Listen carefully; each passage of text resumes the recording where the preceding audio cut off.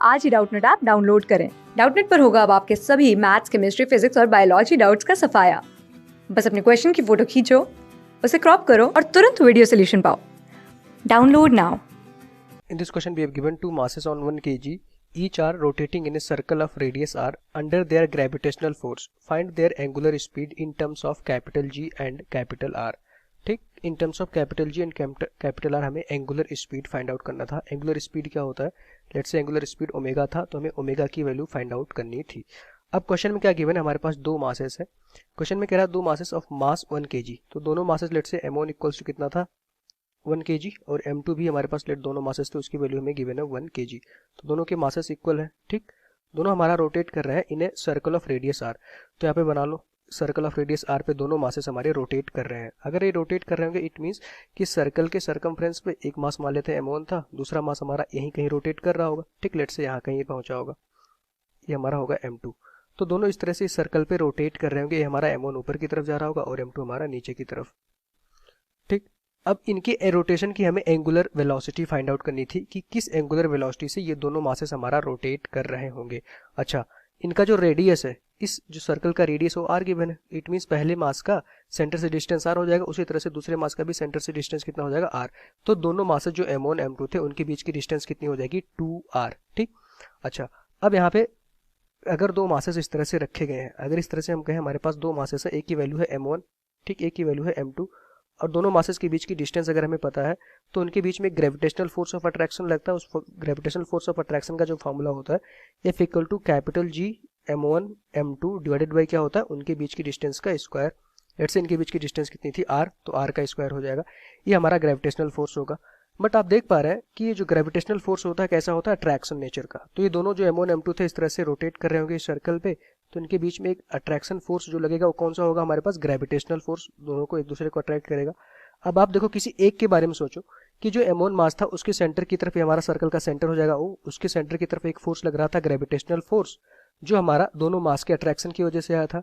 अब यही gravitational force m1 को सेंट्रीपिटल फोर्स की रिक्वायरमेंट प्रोवाइड कर रहा होगा। ठीक, हमें पता है कि कोई भी बॉडी अगर सर्कुलर मोशन करती है तो उसके सेंटर की तरफ डेफिनेटली एक फोर्स लगता है जो सेंट्रीपिटल फोर्स की रिक्वायरमेंट को पूरा करता है, और बॉडी हमारा सर्कुलर मोशन करती है। तो इसी तरह से m2 को देखो, m2 बॉडी जो थी उसके सेंटर की तरफ, m2 बॉडी सर्कुलर मोशन कर रही थी, इसके सेंटर की तरफ एक हमारा फोर्स लग रहा है, ये हमारा क्या था? Gravitational force of attraction. और यही फोर्स m2 को सेंट्रीपिटल फोर्स की रिक्वायरमेंट पूरा करेगा, और m2 हमारा क्या करेगा? सर्कुलर मोशन करेगा। तो यहाँ से ये जो ग्रेविटेशनल फोर्स है ये हमें क्या प्रोवाइड करेगा? सेंट्रीपिटल फोर्स की रिक्वायरमेंट को कंप्लीट कर देगा। तो सेंट्रीपिटल फोर्स की रिक्वायरमेंट कितनी होती है? mv²/r। ये हमारा सेंट्रीपिटल फोर्स होता है। यही हमारा कॉन्सेप्ट था। ये हमारा जो ग्रेविटेशनल फोर्स होगा बिटवीन द ब्लॉक्स वो हमारा क्या करेगा? सेंट्रीपिटल फोर्स की रिक्वायरमेंट को प्रोवाइड कर देगा। तो यहाँ से देखो, यहाँ से v इक्वल्स टू क्या होता है? अगर हमें एंगुलर स्पीड फाइंड आउट करनी थी, v इक्वल्स टू कितना हो जाएगा? r into omega. Value put कर दो यहाँ से, तो यहाँ से हमारे पास जो ग्रेविटेशनल फोर्स हो जाएगा उसकी वैल्यू कितनी हो जाएगी? m, v की जगह पे पुट करो r ओमेगा का whole square divided by r। तो यहाँ से कितना हो जाएगा? m r omega square. और ए एफ क्या था हमारे पास? ग्रेविटेशनल फोर्स, उसकी वैल्यू पुट कर दो g m1 m2 divided by, अच्छा, r। अब दोनों मास के बीच की डिस्टेंस, क्योंकि जो भी ग्रेविटेशनल फोर्स होता है दोनों मासेस के सेंटर से उनके बीच की डिस्टेंस होती है। कितना हो जाएगा? दोनों मासेस के बीच की डिस्टेंस यहाँ पे कितनी है? r plus r। कितना हो जाएगा? 2r। तो यहाँ पे कितना हो जाएगा हमारे पास? 2r का whole square is equals to m r omega square. ये हमारा आ गया। यहाँ से हम ओमेगा की वैल्यू कैलकुलेट कर लेंगे। क्वेश्चन में हमें सब कुछ गिवन है। m1, अब यहाँ पे मास किसी का एक का भी आप ले सकते थे। ठीक, अब यहाँ पे देखो m1 m2 इक्वल है, m1 m2 इक्वल है, तो यहाँ से वैल्यू पुट कर दो। अब यहाँ पे चाहे m1 ले लो चाहे m2 आप ले लो इस मास के केस में। ठीक, तो यहाँ से आ जाएगा हमारे पास g। अच्छा, यहाँ पे कितना हो जाएगा? m1 m2 इक्वल है, उनकी वैल्यू कितनी है? 1 इंटू 1 डिवाइडेड बाई कितना हो जाएगा यहाँ पे?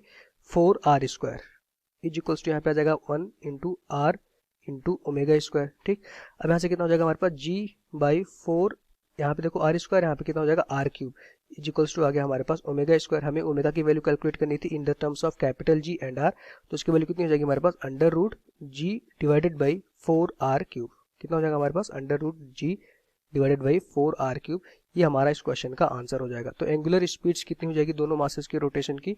Under root G divided by 4r cube. और यही तो हमें बताना था, angular speed in terms of capital G and R. तो ये हमारा इस क्वेश्चन का आंसर हो जाएगा। Thank you. क्लास 6 से 12 से लेके नीट, IIT, JEE मेंस और एडवांस के लेवल तक 10 मिलियन से ज्यादा स्टूडेंट्स का भरोसा। आज ही डाउनलोड करें डाउटनेट ऐप या व्हाट्सएप कीजिए अपने डाउट्स 8400 400 400 पर।